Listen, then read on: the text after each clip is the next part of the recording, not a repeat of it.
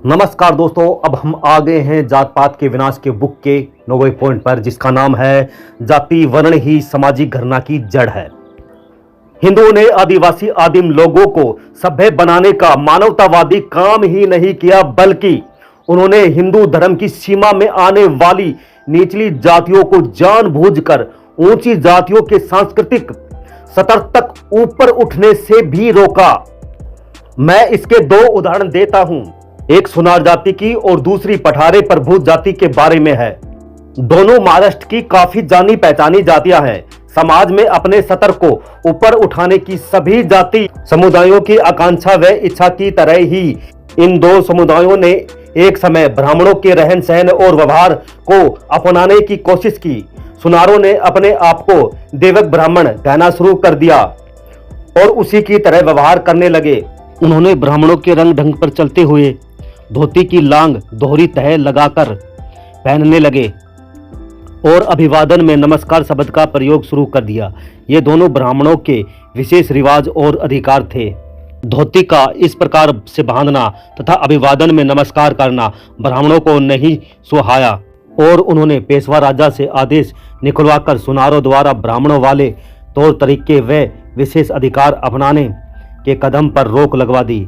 इसके अलावा उन्होंने अंग्रेजों की ईस्ट इंडिया कंपनी के अधिकार क्षेत्र के अंदर बंबई में रहने वाले सुनारों के खिलाफ कंपनी के काउंसिल प्रेसिडेंट से मनाही का ऑर्डर भी निकलवा दिया।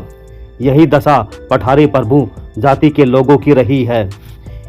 उस समय उनमें विधवा विवाह की प्रथा प्रचलित थी, लेकिन ब्राह्मणों में विधवाओं के विवाह का रिवाज नहीं था। इसलिए पठार प्रभुओं के एक वर्ग ने अपनी बिरादरी के दर्जे को ऊंचा करने के विचार से विधवा विवाह के अच्छे रिवाज को भी छोड़ दिया जो उनमें प्रचलित था।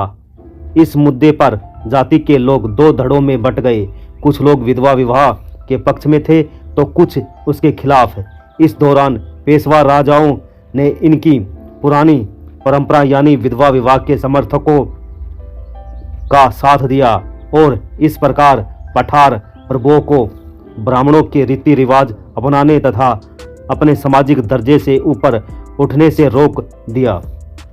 हिंदू लोग मुसलमानों पर आरोप लगाते हैं कि उन्होंने तलवार के जोर पर अपने धर्म को फैलाया।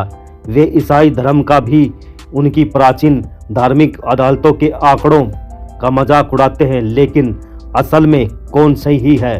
वास्तव में मुस्लिम और ईसाई हमसे सम्मान के अधिक लायक है, क्योंकि उन्होंने असहमत लोगों हिंदुओं को वह बातें मानने के लिए मजबूर किया जिन्हें वे मुसलमान व ईसाई उन लोगों की मुक्ति के लिए जरूरी समझते थे, या वे हिंदू जो दूसरों में ज्ञान का उजाला फैलाना नहीं चाहते थे और अंधेरे में ही रखने की कोशिश में लगे रहे। वे अपनी विविधता और सामाजिक परंपराओं को उन लोगों में बांटना नहीं चाहते थे जो उनको अपने जीवन में ढालने के लिए राजी और तैयार थे।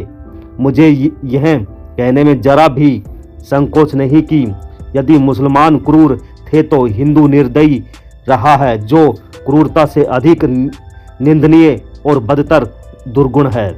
इसी के साथ 9वां भाग समाप्त होता है। अब मिलेंगे 10वें पाठ में। इसी के साथ सभी साथियों को जय भीम।